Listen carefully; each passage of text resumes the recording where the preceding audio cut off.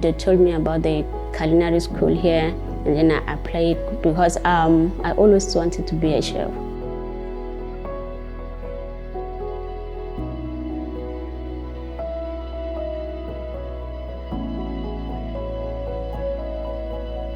So I met Zuni when I first started. She was the first group of students that came into the kitchen during my time. From then I knew she was incredible.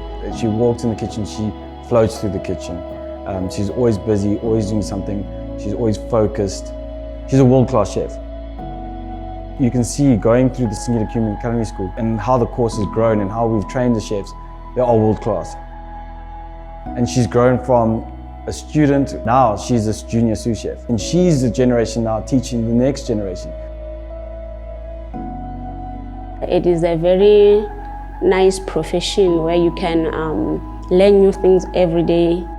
I love cooking for others. You can see the quality of chefs that we're producing out of this small little space, and also in the other schools under Singita. You can see the passion and the belief that the whole team have here, just purely if you look at the location of where this school is. You can show how proud we are of what we're doing. It's one of the first things guests experience when they walk into the lodge is the cookery school. I wanted to learn new things every day because when I came here I didn't know how to chop, and then now I can do orders, I can plate, I can serve a beautiful food.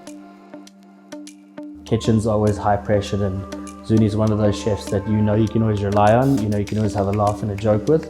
When it comes to work, it's perfect. And that for me, she stands out in every aspect out of all the chefs I've worked with.